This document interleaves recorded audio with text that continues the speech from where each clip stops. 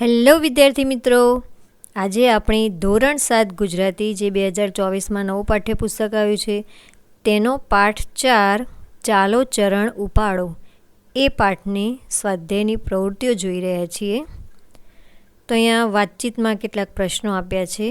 પહેલો પ્રશ્ન છે કે આ કાવ્યની કઈ પંક્તિ સાંભળવી તમને ગમી, શા માટે? તો અહીંયા જે પંક્તિ તમને ગમી હોય તેના વિશે તમારે લખવાનું છે. ભૂલી જઈને ભેદ આપણે એક થઈને ચાલો, નેક થઈને ચાલો, વાયુનો વેગ થઈને ચાલો. આ પંક્તિ મને ગમી કારણ કે એમાં સમગ્ર રાગ દ્વેષ ભૂલીને એક થઈને ચાલવાની વાત કરી છે. પ્રશ્ન 2, તમે કોઈ કામ માટે બીજાની મદદ કેવી રીતે મેળવશો? તો આપણે લખીશું, કોઈ કામ માટે બીજાની મદદ લેવા માટે એ કામનો હેતુ, એના નિસ્વાર્થ ભાવની વાત નમ્રતાથી કરીશ.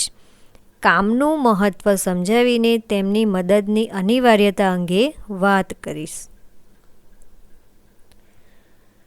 પ્રશ્ન 3, તમને કયું ગીત ગમે છે, કેમ? તો અહીંયા તમને જે ગીત ગમતું હોય તેના વિશે તમારે લખવાનું છે. મને આપણું રાષ્ટ્રગીત જન ગણ મન ગમે છે. સમગ્ર રાષ્ટ્રનું ગૌરવ તેમજ અનેકતામાં એકતાનો રાષ્ટ્રમંત્ર એમાં પ્રગટ થયેલો છે. પ્રશ્ન 4, એકલા થઈ શકે અને સમૂહમાં થઈ શકે એવા કયા કયા કામ છે? તો આપણે જવાબ લખીશું કે એકલા થઈ શકે તેવા કામ જેમ કે નહાવું, સૂવું, વાંચવું વગેરે. આ સિવાય પણ તમે ઘણા બધા કામ લખી શકો છો. અને સમૂહમાં થઈ શકે તેવા કામ રમતો રમવી, શાળામાં અભ્યાસ કરવો, વિવિધ સ્પર્ધાઓ કરવી વગેરે. પ્રશ્ન 5, તમે કોઈ ધ્યેય સિદ્ધ કરવા માટે શું શું કરશો? ધ્યેય સિદ્ધ કરવા માટે આપણે આપણી ઈચ્છા શક્તિને પ્રબળ બનાવવી જોઈએ અને ધ્યેય પ્રાપ્તિની દિશામાં સખત મહેનત કરવી જોઈએ. પ્રશ્ન 6, તમે કોઈ પ્રતિજ્ઞા લીધી છે, ક્યારે? તો તમે પ્રતિજ્ઞા લીધી હોય તો એના વિશે તમારે લખવાનું છે. અથવા આ રીતે લખી શકો, હા, મેં મારા મમ્મી પપ્પાની પ્રેરણાથી પાણીનો બચાવ, સ્વચ્છતા અને મોટેરાઓને માન આપવાની પ્રતિજ્ઞા મારા જન્મદિવસે લીધી છે. પ્રવૃત્તિ 2, શબ્દ અને તેનો અર્થ વાંચો. અર્થના આધારે વિકલ્પમાં આપેલા વાક્યોમાંથી જે સાચા હોય તેની આગળ ખરું કરો. તો અહીંયા શબ્દ આપ્યા છે અને શબ્દનો અર્થ આપેલો છે અને નીચે આપેલા વાક્યોમાં જે સાચું લાગતું હોય એ વાક્ય તમારે ખરું કરવાનું છે. તો પહેલું જ છે વેગ. વેગ એટલે કે ઝડપ. તો હવે વાક્ય જોઈશું. તો વાક્ય પહેલું જ છે કે ઢાળ પર સાયકલ સડસડાટ સરકે તેનો વેગ રોકવા બ્રેક લગાવવી પડે. તો અહીંયા વેગનો મતલબ ઝડપ થાય છે કે ઝડપ રોકવા માટે બ્રેક લગાવવી પડે. તો એ વાક્ય પણ સાચું થશે. એવી જ રીતે ચિત્તો પૃથ્વી પરનું સૌથી વધુ વેગથી દોડતું પ્રાણી છે. વેગથી દોડતું એટલે કે ઝડપથી દોડતું, તો એ પણ સાચું થશે. સ્કૂટર ચાલુ કર્યા પછી વેગ વધારવા એક્સિલેટર આપવું પડે. તો અહીંયા પણ વેગનો મતલબ ઝડપ થાય છે, એટલે 3 વાક્યો સાચા થશે. બીજો શબ્દ છે ભેખ લેવો, એટલે કોઈ ધ્યેય પાછળ સર્વસ્વ છોડીને પડવું. તો વાક્ય આપણે જોઈશું. તો ધારેલી સફળતા મેળવવા તે ભેખ લઈને મહેનત કરી રહ્યો છે. તો અહીં ભેખ લેવો એટલે કે બધું જ છોડીને ધ્યેય પ્રાપ્ત કરવા માટે મહેનત કરવી. આગળનો શબ્દ છે જય જયકાર, એટલે કે જીતની ખુશાલીનો પોકાર. તો એમાં 2 વાક્યો સાચા થશે. ઓલિમ્પિક ગેમ્સમાં ભારતીય ખેલાડીઓ દ્વારા સારું પ્રદર્શન થતાં ચારેકોર જય જયકાર થઈ ગયો. તો અહીંયા પણ જય જયકારનો અર્થ થાય છે જીતની ખુશાલી. બીજું વાક્ય જય જયકાર કરતાં કરતાં સરઘસ આગળ વધી રહ્યું હતું. તો આ પણ સાચું છે. પ્રવૃત્તિ 3 ઉદાહરણ મુજબના શબ્દો શોધીને લખો અને વાક્ય પ્રયોગ કરો. તો અહીંયા પહેલું ઉદાહરણ આપ્યું છે પડપડ એ શબ્દ અને એનો ઉપયોગ કરીને વાક્ય બનાવ્યું છે. પડપડનો યોગ્ય ઉપયોગ કરે એ જ સમજદાર. તો બીજા કેટલાક વાક્યો બનાવીશું. ટકટક, તો વાક્ય થશે નાની નાની વાતોમાં ટકટક કરવાથી કામ બગડે. ત્રીજું વાક્ય ટપ ટપ, મમ્મીએ ઠપકો આપતા નેહાની આંખમાંથી ટપ ટપ આંસુ સર્યા. હવે ચોથા વાક્યમાં આપણે શબ્દ પણ જાતે જ લખવાનો છે. તો અહીંયા આપણે શબ્દ લખ્યો ધક ધક, અંધારી રાતે ડરપોક મેહુલને ધકધક થવા લાગ્યું. પાંચમું વાક્ય ચટચટ, બિલાડી ચટચટ ખીર ચાટી ગઈ. છઠ્ઠું વાક્ય ઘટઘટ, મુન્ની ઘટઘટ દૂધ પી ગઈ. તો અહીંયા તમે તમારી રીતે પણ વાક્યો બનાવી શકો છો. પ્રવૃત્તિ 4 કૌંસમાં આપેલા શબ્દનો યોગ્ય ઉપયોગ કરી નીચેના વાક્યો પૂરા કરો. તો અહીંયા કૌંસમાં કેટલાક શબ્દો આપ્યા છે અજુગતું, અશક્ત, અશક્ય, અનિમેષ, અડગ, અવિચલ અને અવિરત. તો નીચે વાક્યો આપ્યા છે. પહેલું વાક્ય છે કે સફળતા મેળવવા અવિરત મથવું જોઈએ. ધ્રુવના તારાનું સ્થાન અવિચલ છે.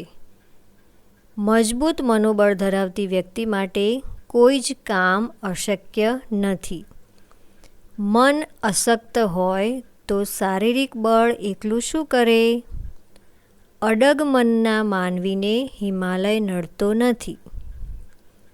પ્રવૃત્તિ 5 કૌંસમાંથી યોગ્ય શબ્દ મૂકો.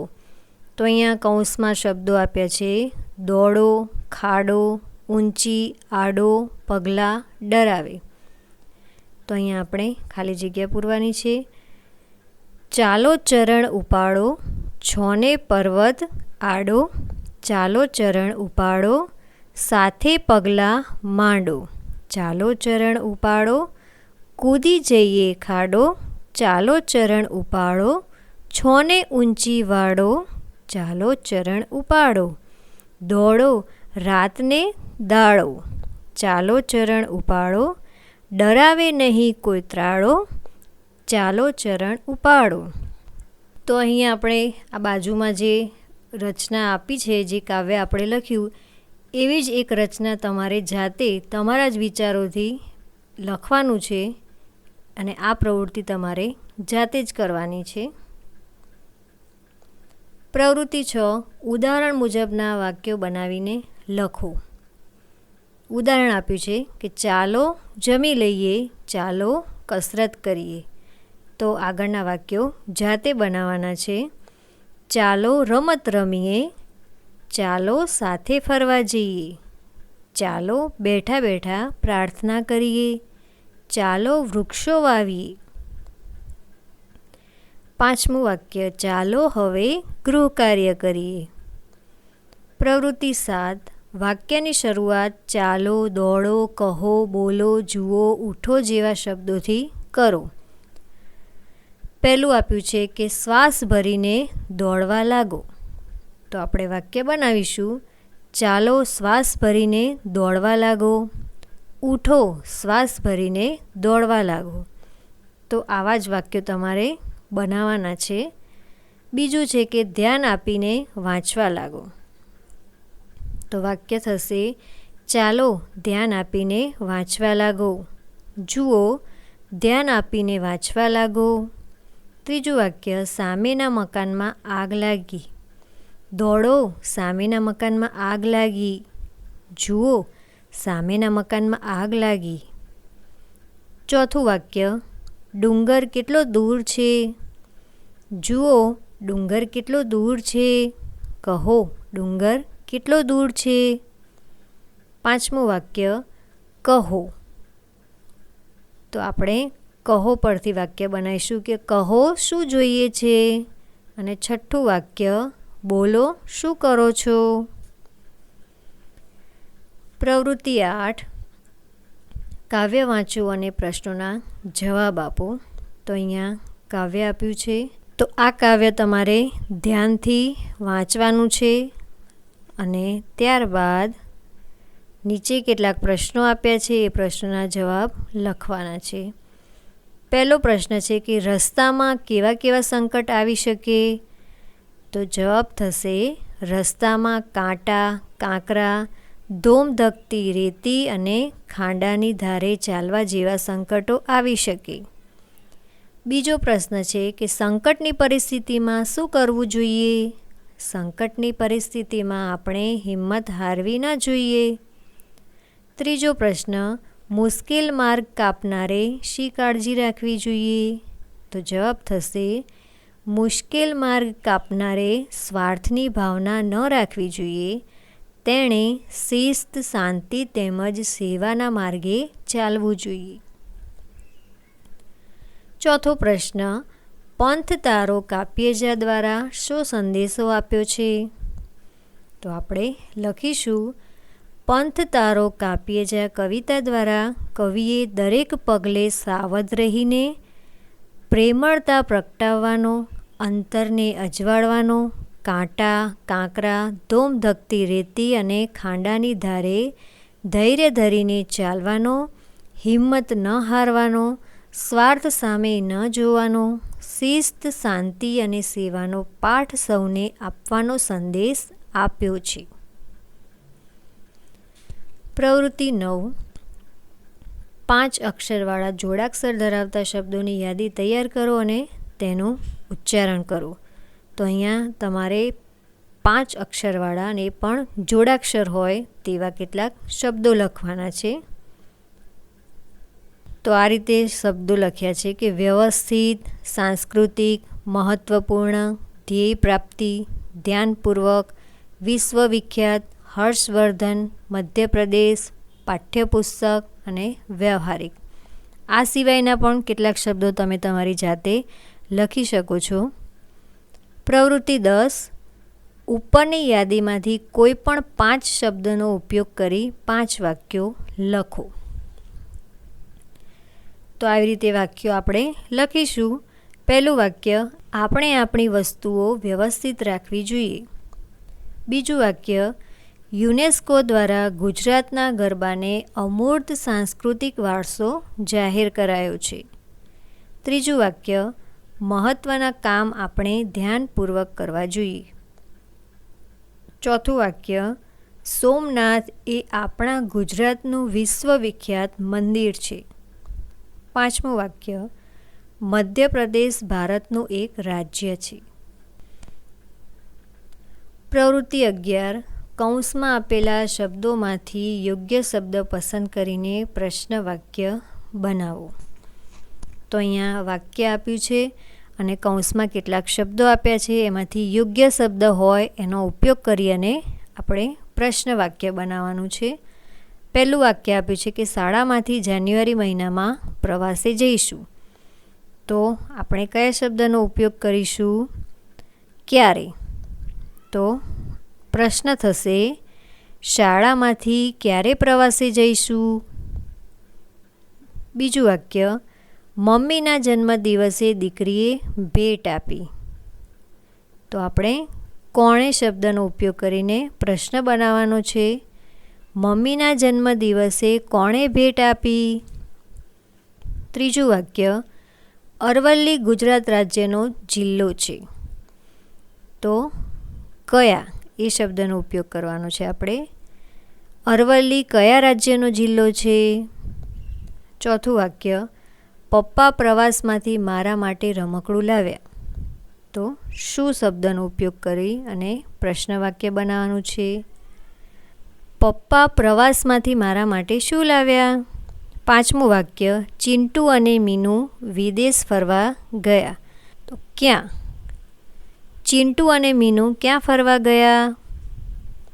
પ્રવૃત્તિ 12, આપેલી પંક્તિઓનો ભાવાર્થ ગુજરાતીમાં લખો. તો અહીંયા પહેલી પંક્તિ આપી છે, रुक जाना नहीं तू कहीं हार के, कांटों पे चल के मिलेंगे साए बहार के. તો એનો ગુજરાતી અર્થ થશે, તમે હાર માનીને ક્યાંય રોકાશો નહીં, મુશ્કેલીઓનો સામનો કરવાથી જ સફળતા મળશે. હાર માનીને થંભી ન જવું. કાંટા એટલે કે મુશ્કેલ પરિસ્થિતિ ઉપર ચાલતા ચાલતા જ વસંત મળશે. બીજું આપ્યું છે, એક રાસ્તા હૈ જિંદગી જો થમ ગયે તો કુછ નહીં, ये कदम किसी मुकाम पे जो जम गए तो कुछ नहीं. જીવન એક પથ છે, જો થોભી ગયા તો કશું નથી. જીવન એક અંત વગરનો રસ્તો છે, જો અટકી ગયા તો કંઈ મેળવશો નહીં. પ્રવૃત્તિ 13 આપેલા પ્રશ્નોના જવાબ લખો. પહેલો પ્રશ્ન, કવિ કેવી કેવી રીતે ચાલવાનું કહે છે? કેમ? કવિ નેક થઈને વાયુ વેગે એટલે કે ઝડપથી, રંગ રાગ છોડીને ભેખ લઈને હિમાલયની જેમ અવિચલ ટેક લઈને ચાલવાનું કહ્યું છે, કારણ કે રાષ્ટ્રના લોકોએ ભેદ ભૂલીને એક થઈને રાષ્ટ્ર માટે સજ્જ થવાનું છે. બીજો પ્રશ્ન, માત્ર ઊભા રહેવાથી અને ચાલતા રહેવાથી જીવનમાં કેવો ફેર પડશે? જો ઊભા રહ્યા, ચરણ થંભી ગયા, ગતિ અટકી જ ગઈ તો જીવતે જીવત એ મોત જ છે. પણ ચાલતા રહ્યા, ચરણ વણ થંભ્યા, ગતિશીલ રહ્યા તો જીવન ધન્ય થશે, જીવનનો જય જયકાર થશે. પ્રશ્ન 3, આ કાવ્ય દ્વારા શો સંદેશ મળે છે? આ કાવ્ય એક શૌર્ય ગીત છે ને એમાં રાષ્ટ્ર માટે સજ્જ થવા લોકોને હાકલ કરવામાં આવી છે. પડકારો ઝીલવા માટે હાકલ કરવામાં આવી છે. ચાલો યાદ કરીએ. વર્ગખંડમાં કાવ્યગાન સમયની કઈ વાત તમને યાદ છે? તો તમને જે વાત યાદ હોય તે તમારે અહીંયા રજૂ કરવાની છે. આ કાવ્યનું ગાન, સમૂહ ગાન તમે કેટલી વાર કર્યું? તો તમે જેટલી વખત સમૂહ ગાન કર્યું હોય તે લખવાનું છે. એકમમાં નવા શીખ્યા હોય તેવા કયા શબ્દો તમને યાદ છે? બોલો. તો જે નવા શબ્દો યાદ હોય તે તમારે બોલવાના છે. શબ્દ આધારિત કઈ કઈ પ્રવૃત્તિઓ હતી તેના ક્રમ લખો. તો અહીંયા શબ્દને લગતી જે પ્રવૃત્તિ છે તેનો ક્રમ તમારે લખવાનો છે. શબ્દ શોધવા માટે કઈ પ્રવૃત્તિ કરી હતી યાદ કરો. તો એ પ્રવૃત્તિ તમારે યાદ કરીને લખવાની છે. ભાવાર્થ માટે કઈ પ્રવૃત્તિ હતી ક્રમ લખો. તો અહીંયા તમારે એ પ્રવૃત્તિનો ક્રમ લખવાનો છે. તમારા મિત્રે કરેલા ભાવાર્થમાં શો ફેર હતો? સૌથી વધુ ભણેલી ઋતુ કઈ? દેવ્યાની કહે, અરે સાક્ષી જવાબ આપને. સૌથી વધુ ભણેલી ઋતુ કઈ? સાક્ષી કહે, કેવો પ્રશ્ન પૂછે છે? ભણેલી ઋતુ? સૌથી વધુ ભણેલી ઋતુ? ભાઈ આવું કંઈ જ ન હોય. દેવ્યાની કહે, અરે એવું જ હોય, ચાલ હું જ કહી દઉં. ઉનાળો સૌથી વધુ ભણેલી ઋતુ કહેવાય. સાક્ષી કહે, કેવી રીતે? દેવ્યાની કહે, ભારતીબેને આજે શું ભણાવ્યું? ઉનાળો સૌથી વધુ ડિગ્રી. ભૂલી ગઈ? સાક્ષી પેટ પકડીને ખડખડાટ હસતી રહી. પછી ગંભીર થઈને બોલી, સાંભળવું, વાંચવું અને તેમાંથી સાચું સમજવું ઘણું મહત્ત્વનું છે. ભણતરમાં કચાશ કેમ રહે છે તે આજે સમજી. તો અહીંયા કોઈ પણ શબ્દનો અર્થ અલગ અલગ હોઈ શકે છે, એ તમારે સમજવું પડે. તો અહીંયા પાઠની પ્રવૃત્તિ આપણે પૂર્ણ કરી. આ વિડીયો તમને કેવો લાગ્યો એમને જરૂરથી જણાવજો અને અમારી ચેનલને સબસ્ક્રાઈબ ના કરી હોય તો સબસ્ક્રાઈબ કરી દેજો. ધન્યવાદ.